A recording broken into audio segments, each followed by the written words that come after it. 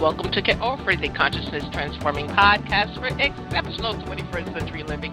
We have a fabulous show today. We're going to be speaking with Katheryn Hudson, and we're going to be talking about her new book, Inviting Angels into Your Life, Assistance and Support from the Angelic Realm.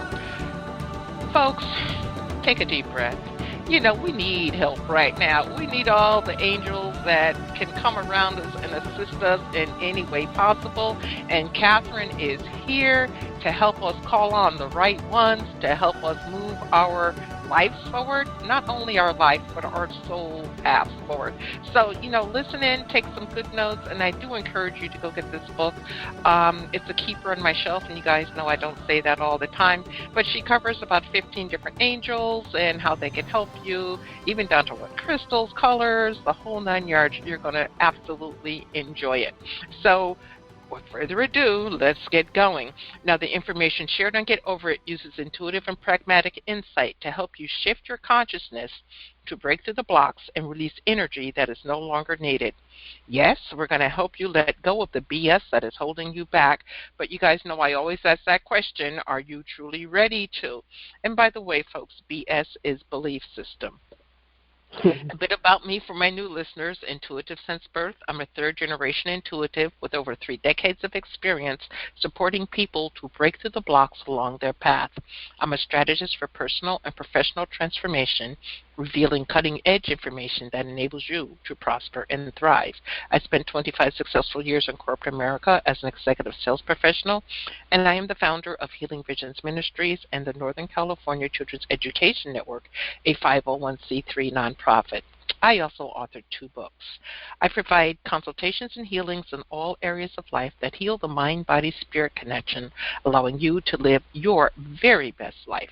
Now, my clients tell me that I keep it real while providing them with accurate information to assist them along their journey as a spirit living a human existence, but they also say, if you really don't want to know, don't ask Monique. My background includes a doctorate in metaphysics, Reiki master teacher, ordained minister, and clinical hypnotherapist, so whether you are stressed, depressed, or possessed, I can help. To find out more about me and the services I offer, go to my website, and that's MoniqueChapman.com, and I invite you to like me on Facebook and follow me on Twitter and LinkedIn.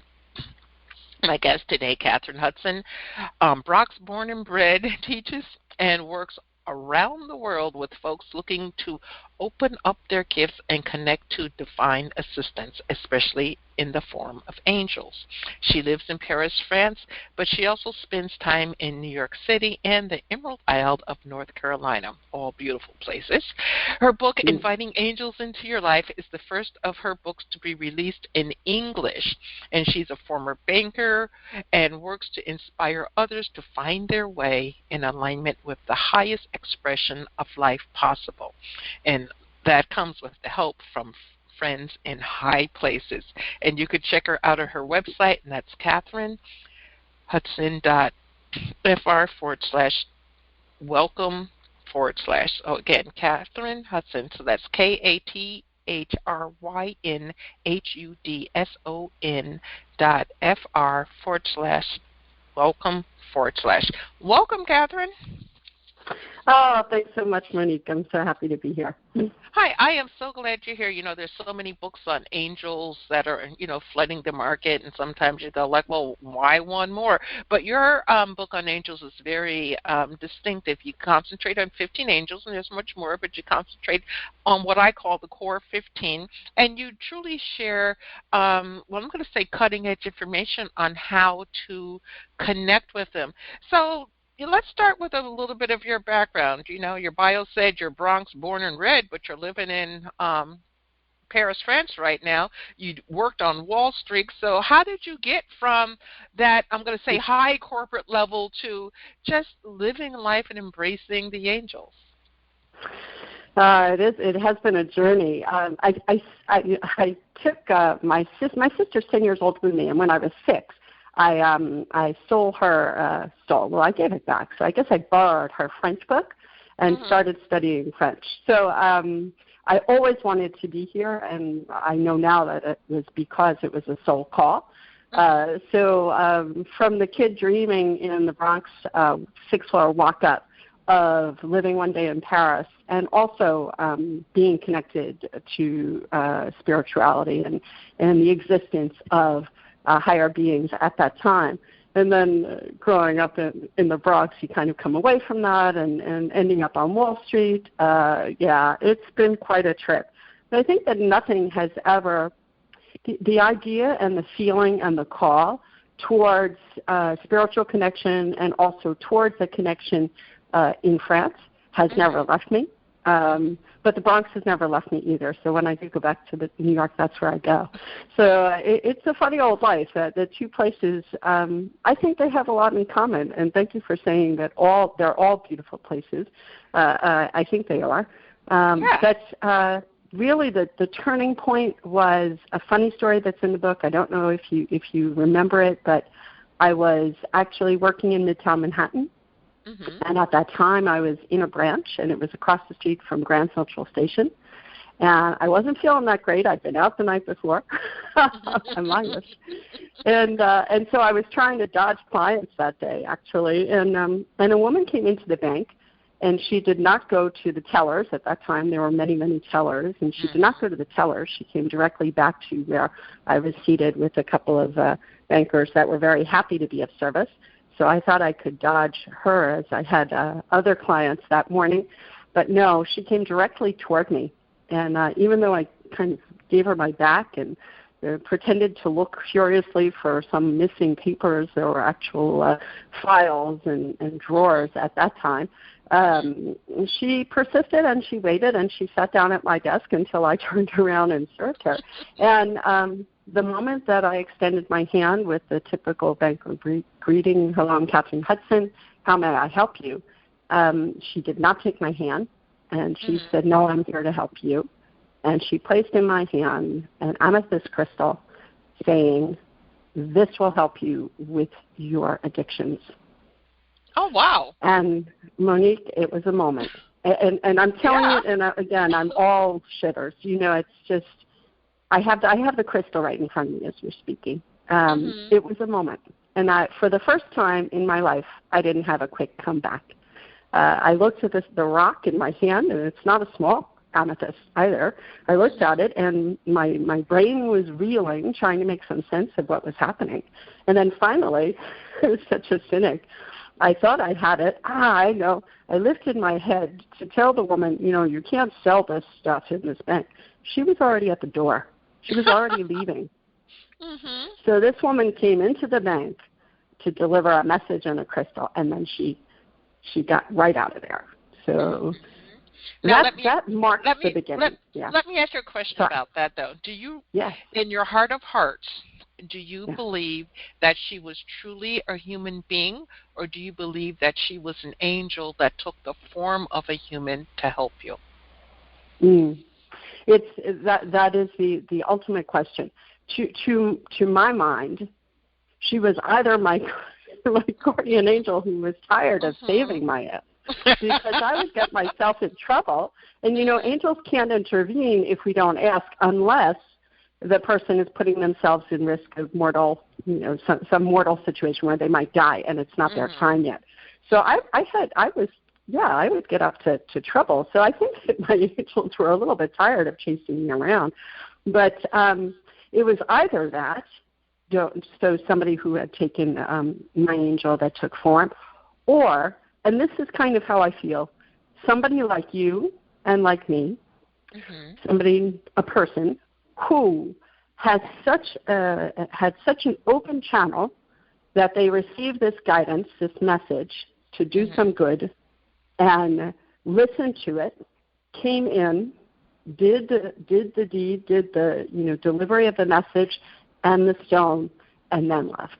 And to tell you the truth, that just inspires me even more, because I want to be that person. That once I got past the shock and the trauma of it, and once I grew up a little bit, and once the transformation really I allowed it, it gives me the desire to do that sort of thing for other people, to be an agent of change for others. So to my mind, my angels were involved. Either they said, okay, I got to go down there and do this myself, or they found somebody I had never met before, never saw again, and sent them into a situation that was unwieldy at best because I was not welcoming. And this person just was pure grace for me. Well, I asked you that question because I had a very interesting situation happen to me when, this is eons ago, when I was selling real estate, and I could never do math. I still can't do math. I can do everything, but I can't do math. And there was this gentleman that came into the brokerage. He was dressed in all white. I mean, top hat, white suit, white man, white shoes, white belt buckle, and he was selling a particular product that would help you figure out, all those numbers. All you had to do was punch them in, and voila, it would spit out, you punch in the formula, it would spit out what you needed to tell the client. So I'm like, great, this works for me. So I showed interest in it, and he asked me if I would meet with him for lunch. And I'm like, well, okay. Yeah, why not? We get to talk more about this product. And he actually came to pick me up from my office. He was driving a white Eldorado Cadillac that had white exterior, white interior, white walls on the wheels, okay? And we had lunch, and, very interesting conversation. I ended up buying his product, and, he dropped me back off at my office, never to be seen again. The name of the company that he said he represented, no one else could find it. No one else could find this particular device because I was talking to it, other office members. Nobody could find it. I think that he was an angel. I mean, he just no, he's absolutely an angel. Yeah. And I was like, wow, really so wow. Cool. Yeah, I mean, it just kind of blew me away. So, tell us, what in your mind do you feel an angel is, and what is an archangel? Is there a difference? Yeah. Well, yes and no, and I'll explain. So an angel, when I say the word angel, what I mean is I'm talking about the guardian presence that accompanies each of us. An angel is not, however, an intermediary that kind of makes links us up with God or Source. Rather, we don't need an intermediary. We're children of God. So what angels do is they facilitate that connection. An angel is, in fact, the breath of God, an expression of God. So really, if we can imagine, my favorite image for it is God reaching a hand down into the density of the earth plane and making it easier for us to connect with divine grace. So when I say angel, it's our guardian presence. This is the presence of God that was there when the idea of us began and will be with us throughout this whole ride, this crazy ride called life. And each of us has that guardian presence. So those are angels. And then an archangel is also an expression of God, a part of God, but specific to qualities, divine qualities. So I always joke of my mom being Irish and having 7 kids running around in our Bronx apartment would sometimes say, "Oh, God, give me strength," in a very dramatic way. And so that would be Archangel Michael. So the strength of God is Michael, and so the healing or the divine communication, beauty of God, these are all qualities that we actually have in us as children of God. And I know there's a lot of God in this conversation, but we have all of this depth and richness within us that we're not even always aware of. And so by calling on an archangel for a particular quality to help us stand in our power or communicate in a difficult situation or appreciate beauty, ours or the beauty of someone else, et cetera, it evokes these qualities from within us at the same time. And so it is both reaching outward for help, but also reaching inward for that same help, because there's no place that Source is not. Okay. Well, in the book, and I chuckled when I read this, she said that angels are our get-out-of-jail-free card. Talk to us about that. Well, I would argue that we put ourselves in jail. We bind ourselves, and and not always intentionally, of course. We wouldn't do it intentionally. But just our passing through childhood and then school and then work, et cetera, the rhythm of life that takes us through situations where our capacity to shine is called into question. And so I would almost say that we're imprisoned, or our light is imprisoned, our joy, our capacity to live our best life, our capacity to look into those dark corners and transform them. Sometimes we're limited by our experiences in the earth plane, and so that's what I would say that definitely is a form of imprisonment, and truthfully. Where I grew up anyway, certainly in the Bronx, I learned, if you want something done, you have to do it yourself, and there's nobody who's going to help you. So it was a great, great day when I finally realized that they really do exist, and there really is help, and that you don't have to do everything on your own. So that's why I call it a get-out-of-jail-free card. A relationship with angels is a capacity to be released from the imprisonment that our light, our joy, and our love is often locked into. Mm-hmm. Okay. How can we, as just mortal beings, communicate with the angels, bring them into our life so that you said earlier they won't help us unless we ask, unless we're in mortal danger. So how can we open up to talk to them? Say we believe in them, and we don't have to convince someone of that. Angels exist. They exist across religions, spiritual systems. So how can we communicate with them? Mm-hmm. Yeah, it's a great question. So the first part of your question, you said, since we're just mortal beings, I would argue that we're probably more than that. Okay. Because there's no place that Source is not. So already we have a decidedly small view of ourselves. And so often I meet people who say, well, who am I to call on angels? And, they're probably busy with more important things to do than me. And the truth is that they're not. They're, especially our guardian presence, which is an individual presence, they're kind of waiting on us to call. The reason that they don't come if we're not asking is because free will is actually a real thing, and our free will is respected. And the truth of who we are on a soul level has chosen to come into this life and wander through the experiences and grow through the experiences that we're having. But once we decide, okay, well, if it's possible, then I would like some help, please, and thank you. Seriously, all we have to do is ask. And that does not have to be in the form of singing with a choir or special words. It's truly the desire of the heart, because our angels, of course, can read the desires of our heart, and whatever words are from the heart and authentic, to express that. So something as simple as closing our eyes and saying, okay, listen, I need help. Please help me, angels. And how many times and how many days in life does one feel that way, especially in this past year? So the great news, I think, is that it's actually very simple, the asking. And once we ask, the answer is yes, they're here to help.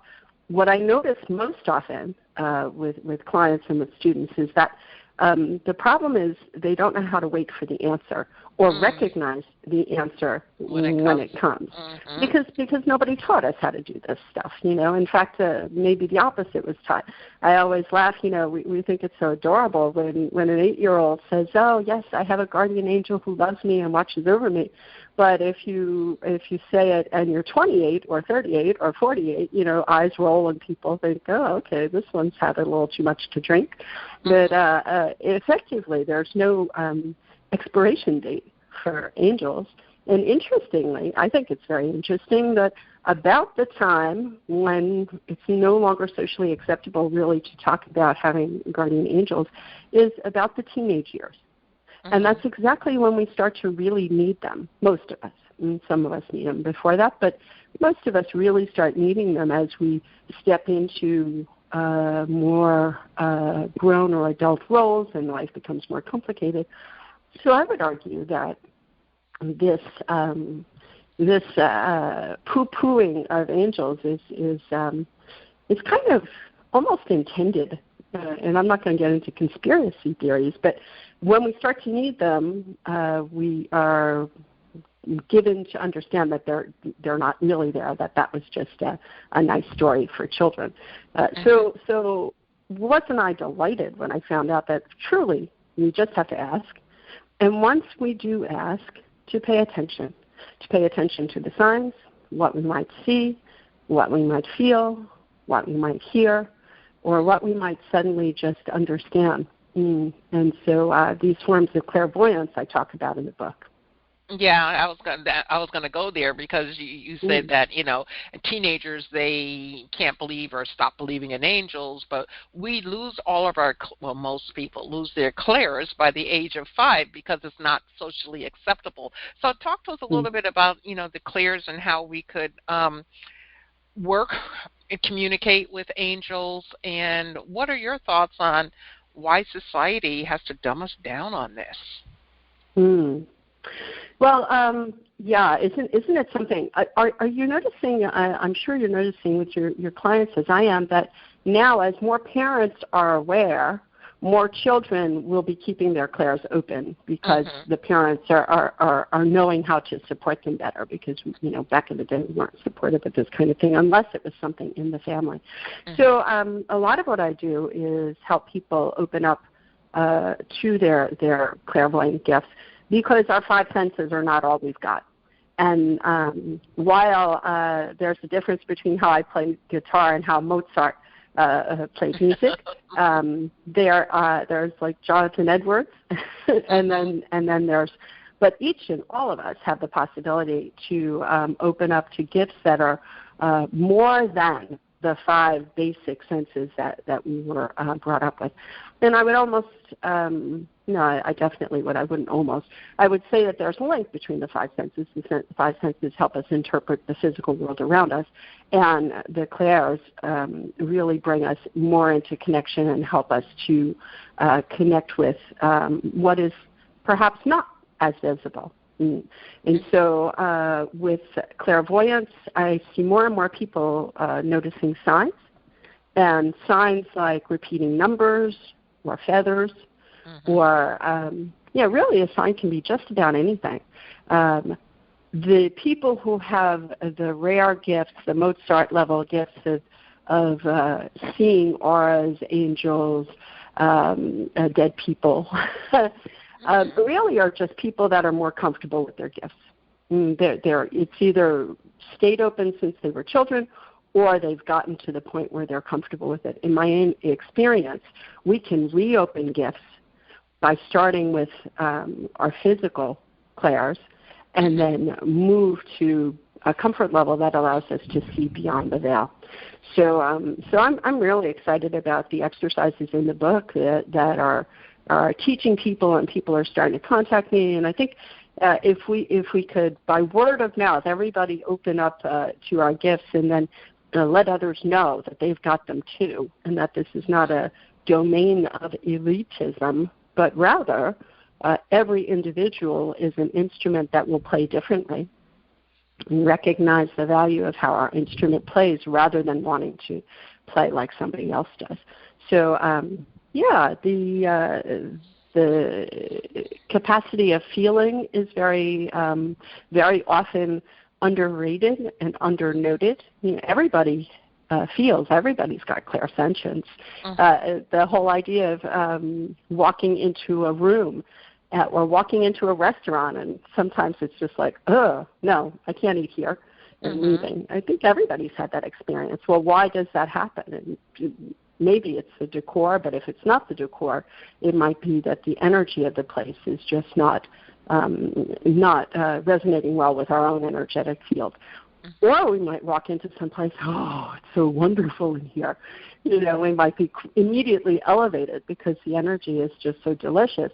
Well, why is one delicious for one person and maybe for somebody else? No, really? You think so? I don't feel that way at all.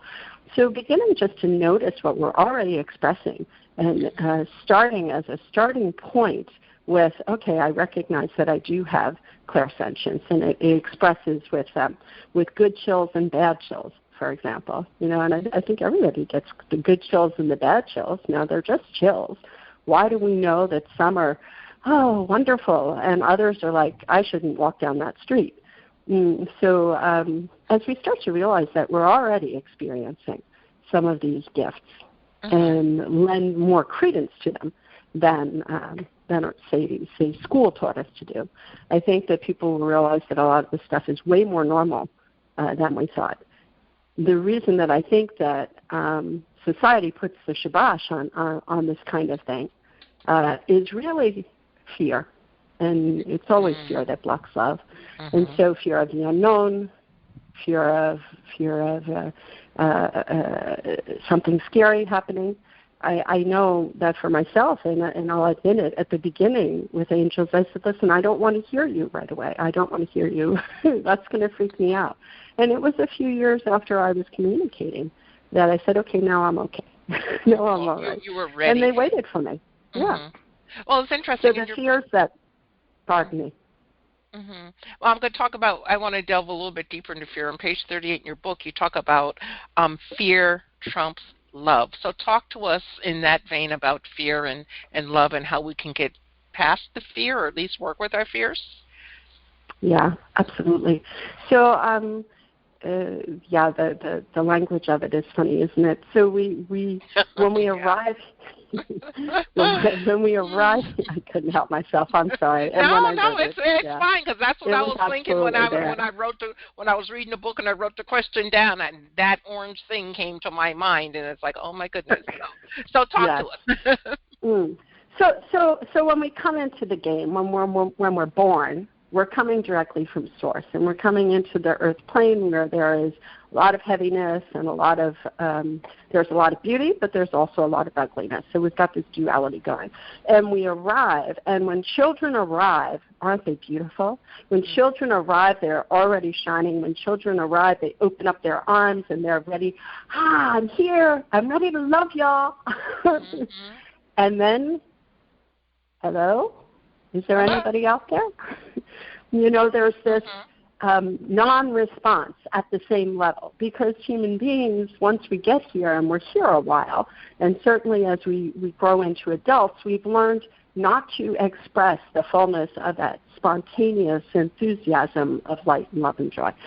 Sometimes, unfortunately, we learn that very, very quickly.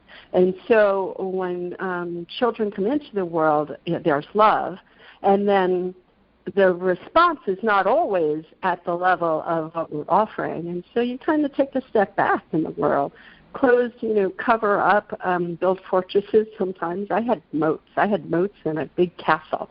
But, to protect ourselves from the hardness of life sometimes. So if you can imagine it like putting our hand in a flame, I'm not going to do that again. And so it's the fear of being hurt again that diminishes and imprisons our shining and our love. And so our courage to take steps that are out of the norm and live a life that is the life that's calling to us but is different from the lives of others. And so fear is the only thing that can diminish our love, but once we step into our love and already stand in that space, and angels can help us to do it, we can calm down. And we can calm down, and then once we're at peace and we're no longer fearful, we express love. If we think of it like, if you think of one person who you absolutely adore, you love, we don't have to filter ourselves with these people. We say what we think. We can give them a big old hug if it's not COVID era, et cetera, et cetera.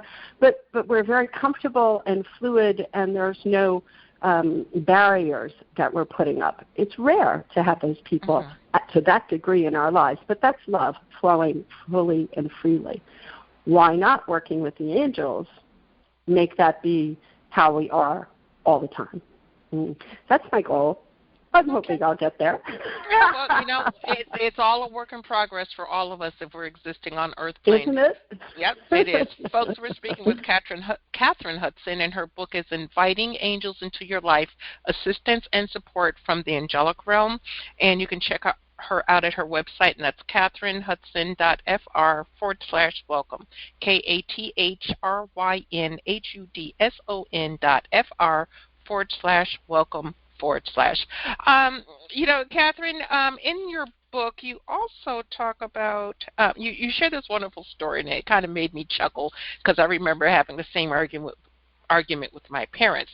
And you're talking about your mom and how, I guess it was holiday time, and you had an auntie who was giving you pajamas, and you didn't want pajamas, you didn't like the pajamas, but Mama said that you should placate auntie and tell her that you love them. So share that story with us and what you were going through, and what was the end result of all of that with your feelings? I know you ended up telling your aunt you liked the pajamas, but I did. I heard what my mom was saying loud and clear. So the story was, it was a Christmas gift, and it was a gift of pajamas. And I don't know about you, but when I was a kid, that wasn't what I wanted for Christmas. I wanted something, a doll or a toy or something more fun than pajamas. So I remember my mom saying, well, tell your aunt, thank you, that you like the pajamas, but I don't like the pajamas. You tell her now. And I actually said, well, they teach us at school and at church that we're not supposed to lie. It's not a lie. It's being nice. Now tell your aunt right now that you like, yes, I got the tone and I got the hint. And so I said to my aunt, thank you very much. I love the pajamas. And it was a lie that stuck with me. Because every single time we're not authentic, we're not telling the truth, our light dims a little bit. Now, this isn't common knowledge, and I know that my mother had only good intentions. This is how we socialize children. Maybe, and definitely it would not have been right for me to be mean to my aunt or not grateful, but my mom could have maybe guided me to something more like, that's very thoughtful. It's thank you for having thought of me. That was very thoughtful of you. I appreciate it. Something more diplomatic. Someplace between I hate the pajamas and an outright lie. But every time something that's inauthentic comes out our mouth, our light dims a little bit. So in that section of the book, I'm talking about how important it is to move into a space where we feel comfortable to be loving and kind, but also honest. Yeah, in our own integrity. That's it. Yeah. And, my mom went to church every day. This was a woman of faith, but that's how it was. That's how things were done back then. And the one thing that turned me off with religion way back when, and trust me, I was born Jewish, been Catholic, Baptist, AME, this, that, and the other, because of my parents, is that it's okay to tell the white lie, but don't tell the black lie. So what's the difference? A lie is a lie is a lie, in my opinion. That's absolutely right. And those nuances never came from the origins of any faith. Those nuances are human layovers to make us more comfortable with social situations, and there's no difference between a lie and a lie, and there's no such thing as a white lie. Everything that we say that is not true diminishes our shining. Yeah. So it's I'm with you on that. But eventually, I was able to be strong enough to stand up and get myself out. First of all, notice how often I would. It's just so much easier to lie. A friend says, "How do you like my dress?" And you don't like it. Well, it's so much easier just to lie. You don't want to hurt their feelings, etc. It's more interesting to be truthful and I know that I can ask you because you're going to tell me the truth. Be that person. And so, yeah. Well, and white lies isn't the only thing wrong with structured religion, but it is a space that can be a space of grace, depending on the person and depending on the context. Okay. Well, let's delve in. Yeah, it is. But let's delve in and talk about some of the angels, because I know my audience is aching for it. They want it. Okay, Archangel Azrael, because we're going through COVID right now. People are dying in the United States as of the time of this recording. Almost 240 I think it's 47,000 people have passed from this disease. In my opinion, unnecessary, but that's a whole other conversation. So Archangel Azrael, he's the angel. I call it he. I don't know if it's a male or female. I just refer to them as he. It's the angel of death. So talk to us how Azrael could help those that are still here on Earth work with the energy of someone making their crossing, making their transformation, and then perhaps you might have some insight on what's going on with the person that has made their transition, who's passed over, and how Azrael helps them. Yeah. So thank you for the question. He gets a bad rep, Azrael, because you know this image of the scythe and the hood and all of that.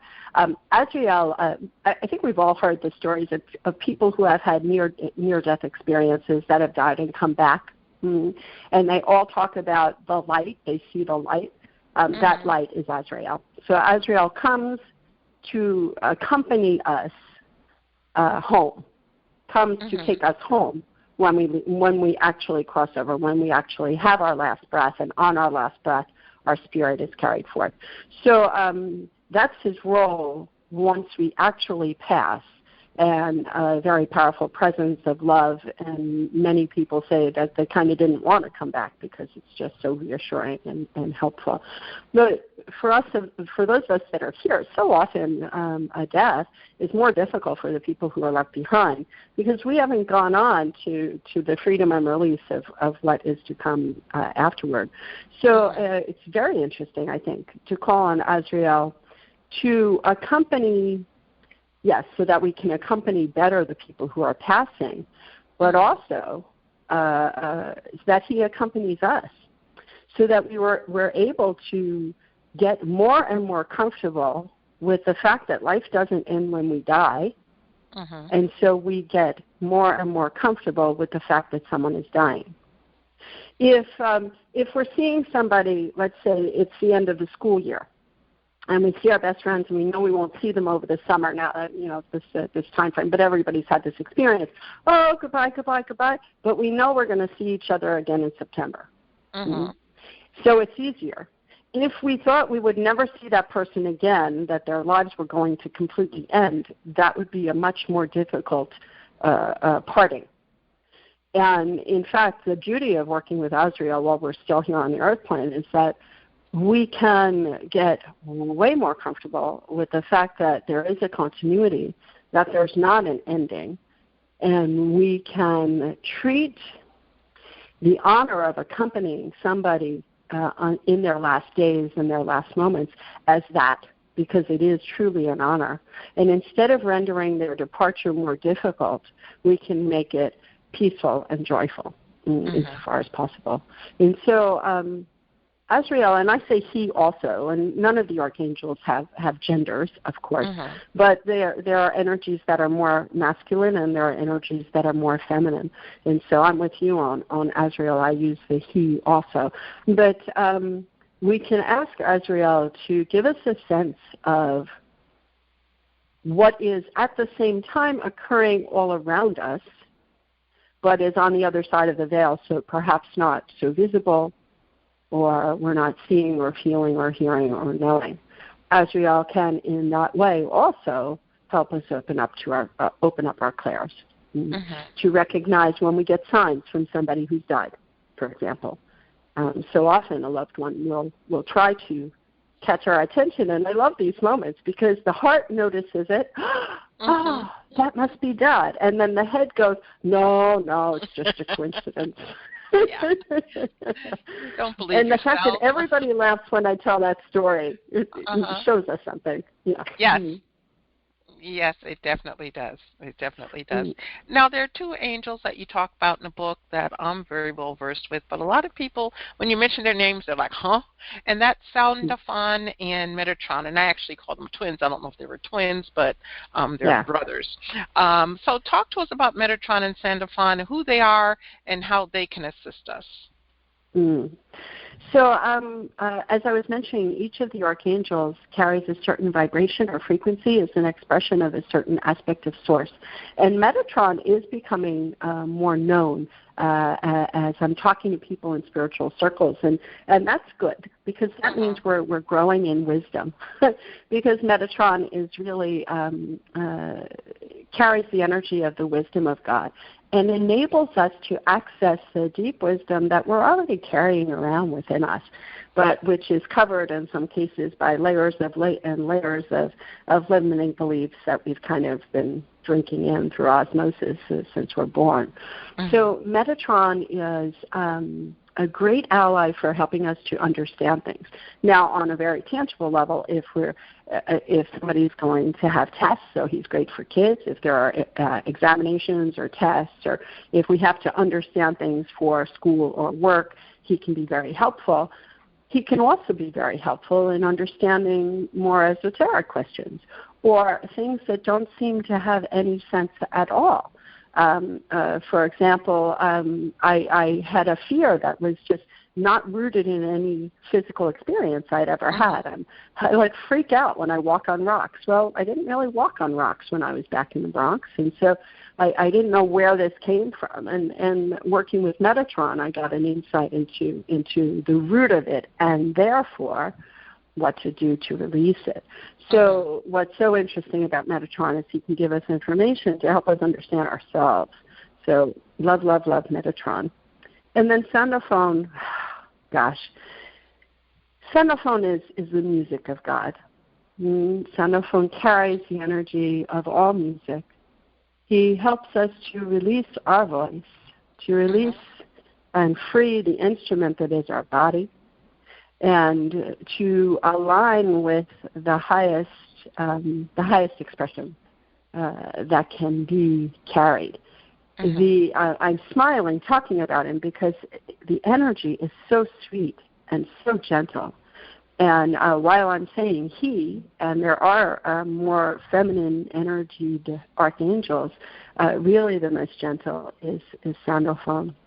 The two of them are brothers in that they have an interesting story. That is, they both passed some time in incarnation on Earth, and so have a great depth of compassion and understanding for human experience.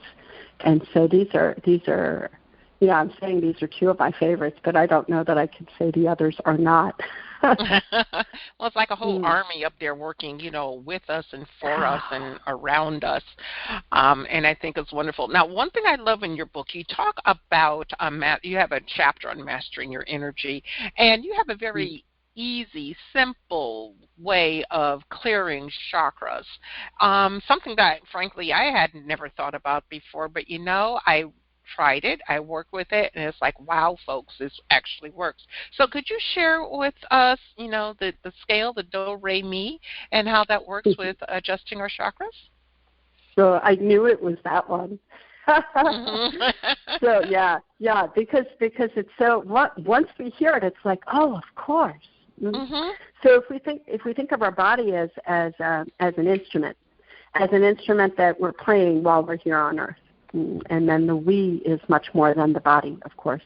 To clear the chakras and to harmonize the chakras and to, in that way, ensure that energy is flowing well through us, there are many ways to do it, lots and lots of ways to do it, but one of my favorite ways is by singing the scale.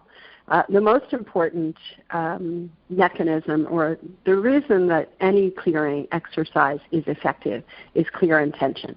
Because we're children of a creator, our intention creates. But the ritual that we use to effect that clearing of chakras, for example, is our choice and part of our creation. And so what I love, especially if I don't have a lot of time, is using these notes vibrating, making with the sound, making my body vibrate, and so it's breathing deeply into the diaphragm, and beginning with the first or root chakra, the lowest one, and then rising upward as the voice rises. Each one gets cleared. So I will save you the singing at this time, but it is so elegant and just it's simple, it's easy. If you don't have a lot of time, it's even fun also. And it's another way of getting our voices back open, if ever the world has brought us to closing them. So many people have had experiences with that silent stuff. And I know I did. And when we were kids, it was kids are to be seen and not heard. Mm-hmm.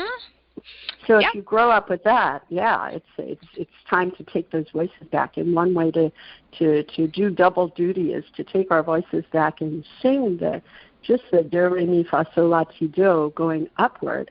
And it really can clear and open wide our channel. It definitely does. And the other process that you have that I wanted to mention is the power of silence. Talk to us about that. The power of, I'm sorry, I didn't hear you. Silence, being quiet. Yes. So important, isn't it? As much as I love to talk. But if we think about a friend, everybody's got a friend who talks without ceasing. And think about the experience of being in that person's presence. Do we think that this is a particularly powerful person? But everybody I ever ask that question to says no, definitely not. Yeah, right. And is it tiring to be in their presence? Yes. Absolutely. And so we know that there's this phenomenon. Well, what's the energetic rule behind it? Every single word that leaves our mouth carries energy with it.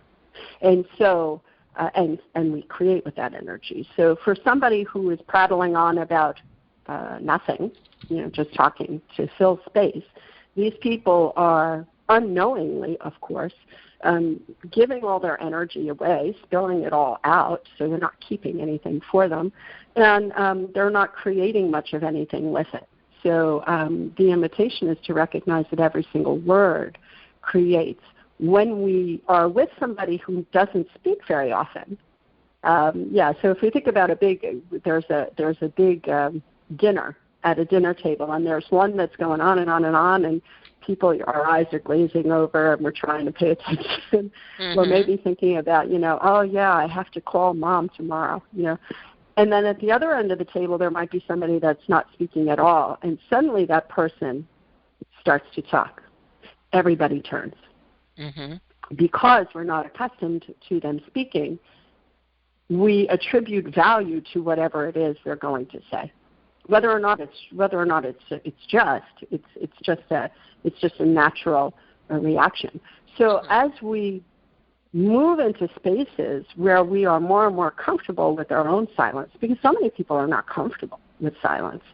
In fact, silence brings us into connection with the truth of ourselves. And for some people, that's scary. I know some people turn the TV on the moment they come into a house, for example. It's have that background noise because silence is a little spooky.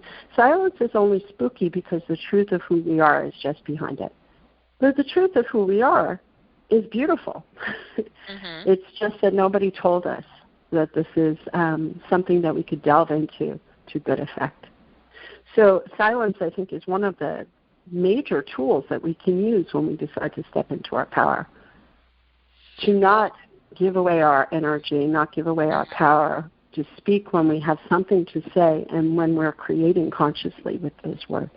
Yeah, absolutely. Love silence. Yes, me too. Well, we're at the end of our time together. I could talk to you for hours. I can't believe that went so fast. I know. But what pearl of wisdom do you have to share with the audience, to leave with the audience? So this is coming from, I'm doing a message from the angels. It's a 1-minute thing on Instagram every day for a year. And the one from today is the following, and I think it's just perfect for people who are interested in connecting with angels. Use your breath, every breath, to bolster your being. Ask your angels to help. Breathe in to vivify every cell, every level of being.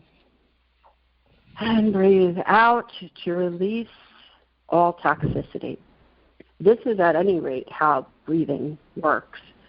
But consciously doing it, even for just a few breaths, even for just a few moments, and why not with the help of the angels, will bolster our being on all levels and facilitate good health and shining. It's Wonderful. An excellent prelude to speaking with angels, but that will be for another day. Okay. Well, absolutely wonderful, folks. And the only, that's absolutely free. You can do that. Doesn't cost you anything except some of your time, but it's COVID. What else do you have to do? Help yourself, okay? Help yourself. That's right. So, Katheryn, thank you so much for being with me today. I greatly appreciate it. Thank you so much for the invitation. I'm so glad to be connected, and bravo for all you do, Monique. I know that you're such a great help. You're an angel to a lot of people. Oh, well, thank you. And to the audience, I want to thank you for hanging in here with us. It's been, 20 years between radio show and podcast, and you're still here. Thank you, thank you, thank you. I generally appreciate it. And folks, I want you to remember that the most important choice that you can make is what you choose to make important. Consider making the masterful choice of connecting with your angels. Abundant blessings, light, and love to all. Agape.